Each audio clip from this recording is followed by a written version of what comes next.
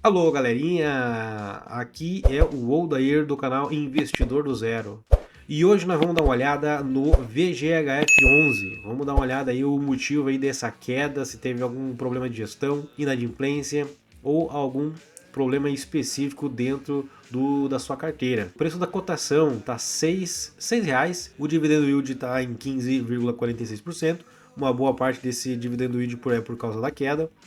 Um P sobre VP de 0,70, totalizando aí 30% de desconto, sendo que o P sobre VP para fundos de papel ele é um indicador mais assertivo.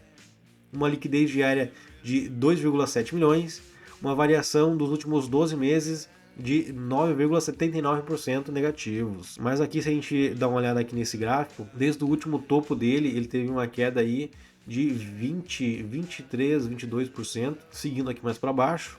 Tem alguns indicadores, algumas informações dele, né? CNPJ, fundo de papel, híbrido, a taxa de administração de 0,90%, tipo de gestão ativo. Ele está hoje com 383.452 cotistas, o valor patrimonial dele é 8,65, ele está com 6,07.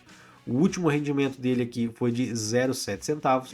Cotas emitidas, 164 milhões de cotas emitidas, com valor patrimonial aí de 1,4 bilhões, tá?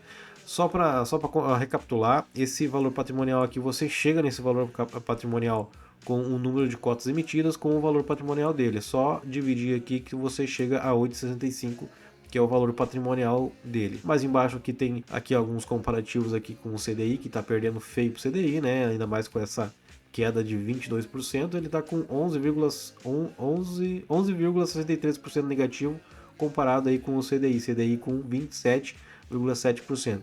Então, só para contextualizar, se você tivesse investido no CDI em maio do 24 até agora, teria ganhado dinheiro, em vez de ter investido nele agora, porque ele desde maio do 24 ele teve uma queda muito grotesca aí na cotação. Aqui alguns comparativos de colegas parceiros dele, né?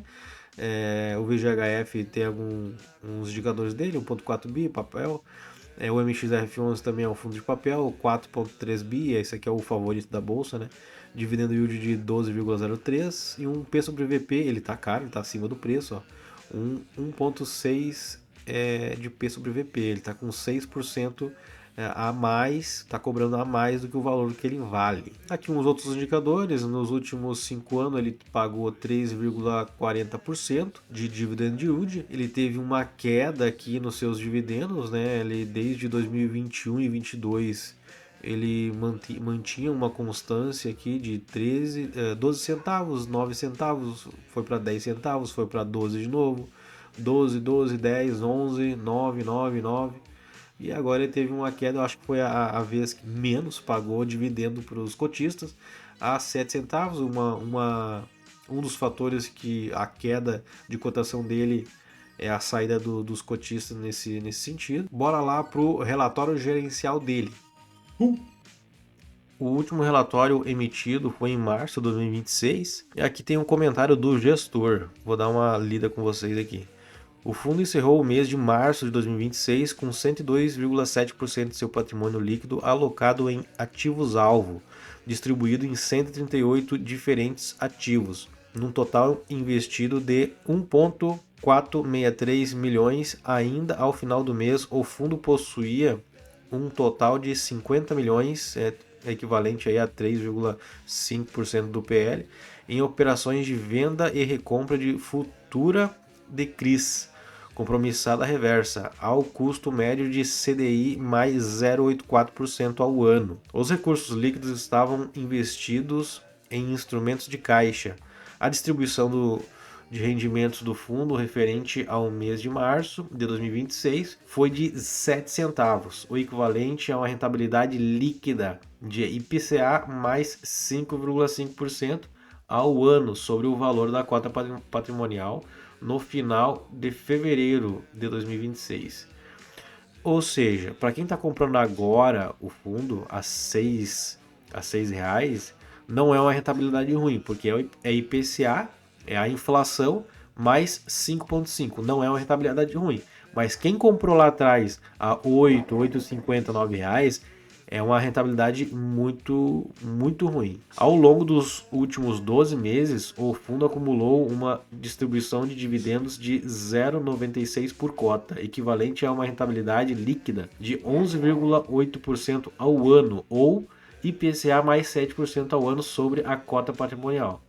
De novo, IPCA mais 7 não é ruim, mas para o valor que está hoje, ok, mas o valor que estava num tempo atrás, que para quem comprou lá atrás, não se deu muito bem não. Durante o mês de março, a cota patrimonial do fundo sofreu uma variação negativa de 0,8 por cota, no qual houve a desvalorização da carteira de fundos imobiliários, acompanhando o IFIX, que apresentou queda de 1,05%. Durante o mês, a carteira Valor houve vendas líquidas de 5,4 milhões em ativos, com foco em cotas de FIIs líquidos. Desta forma, a carteira Valor, ao final de março, passou a representar 53% do total de ativo-alvo do fundo, versus 52% aí no mês anterior. Enquanto isso, a carteira Renda houve compras líquidas de 4 milhões, com destaque na compra de 30 milhões do CRI João Dias, e vendas líquidas de 14 milhões em cotas de FI Valora CRI pré-subordinada. Após esses movimentos e a precificação dos FIIs da carteira de renda, ao final de março, a carteira passou a representar 47% do total de ativos do fundo. Casos de inadimplência de crédito. Os CRIs Celina continuam marcados a zero na carteira de fundo. Os demais papéis da carteira de crédito de fundo encontram-se adimplentes e com base dos trabalhos de monitoramento e acompanhamento intensos e próximos de todos os ativos, na opinião da gestão, a carteira continua saudável, tirando a Celina, né? Por fim, o número de cotistas do fundo atingiu 383.457 cotistas no final do mês de março, com liquidez média de 2,6 milhões. Fazendo uma comparativa aqui do fundo desde o momento que ele estava a 7,83, que foi em setembro, eu também peguei aqui o outro relatório só para a gente dar uma comparativa nos números. Setembro do 25, a parte de cotista ele teve uma queda aí de mais ou menos 8 mil, 9 mil cotistas. Aqui ele em setembro ele estava com 391 mil cotistas. Agora ele está com 383, a gente teve uma queda de cotista. A parte da carteira de valor, ao final de setembro, passou a representar 42% ao final de setembro aqui. E agora, na carteira de valor, ao final do mês de março, passou a representar 53%. Então a gente tem aí uma subida de 11% na carteira de valor do fundo. Mais embaixo aqui a gente tem todos os ativos de CRI que o fundo possui, né? Vendo aqui o relatório de mês de março, última atualização. Ele tem aqui também a carteira de fundo imobiliário. Não pude deixar de perceber que tem bastante fundo imobiliário que não possui pagamento de dividend yield, né? Eu acredito que seja por isso que ele também está pagando pouco, né? Está recebendo pouca receita. Tem 1, 2, 3, 4, 5, 6, 7, 8, 9, 10, 11, 12... Ele tem 12 fundos imobiliários que não está pagando dividendo. E tem uma grande relevância em sua carteira. O primeiro aqui, que é o Valora CRI pré-subordinada. Ele tem 72 milhões alocados nesse fundo, que representa 5,12% do seu PL, que não está pagando dividendo. Não pagou dividendo. Ele teve uma venda neste fundo, em cotas, vendeu 14 milhões de cotas do Valora CRI pré-subordinada, que é o primeiro que consta aqui, Valora pré-subordinada. Acredito que ele esteja vendendo aí esses fundos, fazendo um remanejo para também trazer bons dividendos aqui para os cotistas do VGHF. Tem bastante fundo aqui, lógico, tem um certo conflito de interesse, né? O VGHF ele está investindo nos próprios fundos que ele mesmo administra. Ó, ele tem o Valora aqui, Valora, FI, ó, Valora. Ele tem alguns fundos, tem uns 5, 6 fundos que são da própria gestora. Gera um certo desconforto aí para os cotistas, né? Porque dá um conflito de interesse aí para ele. Aqui tem um pouco de cotas de ação. Na receita do fundo, em janeiro foi 13 milhões, em março, em janeiro de 26 deu 13 milhões, em fevereiro deu 12 milhões, em março caiu um pouco, tá em 12 milhões e 100, distribuição total 11 milhões. Esse é um número que não faz muito sentido, né? Ele teve um ganho ele recebeu 10 milhões e distribuiu 11 milhões. Então ele tirou de dinheiro do caixa para sustentar esses 7 centavos. O que pode acontecer, né? Como ele teve que sustentar esse valor de 7 centavos, ele tirou dinheiro do próprio caixa para manter esse rendimento. Pode ser que mês que vem ou no outro aí o rendimento caia para 6 centavos e a cota ainda acompanha aí a queda do dividendo. A cota caindo aí para 5 e pouco, e nem caiu aí nesses últimos dias a 5,90. Mas vamos ver que nesse remanejo da carteira que ele realizou, ele não consiga aí mais receita para distribuição de dividendo. Lá em setembro, para a gente fazer uma comparativa, ele também já estava com esses fundos. Ele tinha até um pouco mais fundos do próprio gestor. Valora. Ele só não tinha o Valora pré-subordinada, que não consta aqui. Ou ele tinha uma pouca posição, né? Não vou seguir todos os fundos para a gente fazer um balanço real. Aqui ele teve um ganho em julho, 14 milhões. Ele recebeu 14 milhões, distribuiu 14,824. Ele tirou um pouco de dinheiro do caixa. Aqui a mesma coisa, 14,600, tirou um pouco de dinheiro de caixa. Ele recebeu 13,894 e ele distribuiu 13,177. Isso lá em fevereiro, lá em setembro, tá? Desculpa. Lá em setembro ele fez essa distribuição. Então lá ele estava com uma receita maior do que ele está agora em março. Agora ele está com 11, perdeu 2 milhões aí de rendimento. E para manter esse último pagamento de 7 centavos, ele colocou do próprio bolso 1 milhão e 200 mil mais ou menos para sustentar. Olhando aqui um pouco a carteira, deixa eu ver qual é a comparação. Alocação por ativo-alvo, ele tinha 40% de CRI e 48% de FI. Isso em setembro. Vamos ver aqui.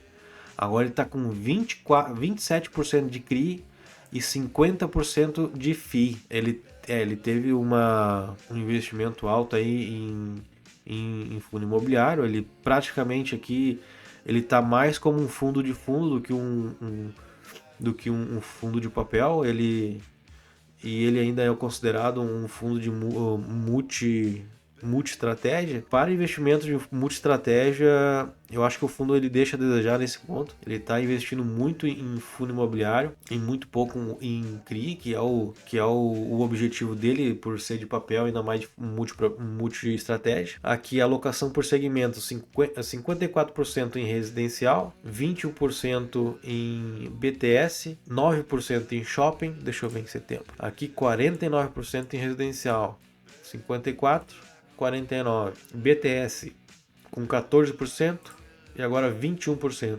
A carteira desse fundo ele acabou dando um remanejo grande. Mas assim, para um contexto geral, pensando um pouco mais pelo lado do gestor, ele teve um remanejo considerável para o lado do fundo imobiliário. Ele está deixando um pouco dos CRIs de lado. Investiu mais em fundo imobiliário. Ele está perdendo um pouco de receita, pode ser que ele perca mais, tanto que ele tirou dinheiro desse mês do caixa para pagar o rendimento desse mês para os cotistas, mas eu não creio que seja algo para algum pavoro, tá? Eu acho que a boa parte da queda desse fundo, primeiro que é a queda do rendimento, que para quem investe em fundo imobiliário, o objetivo é rendimento, né? É fazer um rendimento constante e recorrente. O valor do dividendo cai, com certeza o valor da cota também vai cair, mas não é algo para a gente se precipitar. A partir do momento que a Selic começar a cair, que já tem projeções de queda da Selic, ele tem essa carteira de fundo dele aí vai começar a crescer patrimônio. Acredito que ele vai ganhar patrimônio em cima das vendas de fundo imobiliário. Pode ser que ele mude a carteira depois de um tempo, tá? Essa é a carteira real dele agora. Eu acho que para longo prazo ele tem vai ter um bom rendimento, tanto o valor de dividend yield quanto o valor patrimonial, e o valor de cotação também vai se regularizar. Também um bom fator aí que aconteceu dessa queda brusca dele foi o efeito manada, porque teve bastante influenciadores que leram esse relatório e não, por exemplo, não deram um aval positivo, né? Sendo que positivo não se declara aqui, mas também não negativo. Eu acho que essa estratégia do gestor é mais focado para o longo prazo, né? Daqui 2, 3 anos, quando a Selic cair, ele vai estar com um bom valor. Muitos investidores aí estão investindo agora neste momento que ele está num valor patrimonial aí, valor de cotação bem baixo. Eu acho que para este momento é uma certa oportunidade para quem pensa no futuro. Para quem pensa do 2, 3, 4 anos, é uma boa oportunidade para compra agora neste momento. Para quem pensa e quem não aguenta muito a sua cota oscilar bastante por causa dessas decisões do gestor, eu acho que agora não é um bom momento para esse tipo de fundo imobiliário. Mas tá aqui meu parecer. Eu acredito que seja isso para um longo prazo, é uma boa oportunidade. Para curto prazo, aí para quem não tem o sangue muito forte, não é muito bom investir em VGHF11.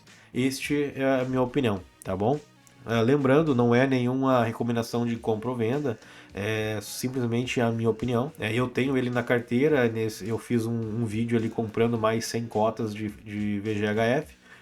Além de ter um bom preço médio, eu ainda pretendo aí ter bons rendimentos aí no futuro com o VGHF. Disso, o vídeo era isso. Eu agradeço aí a visitação de vocês.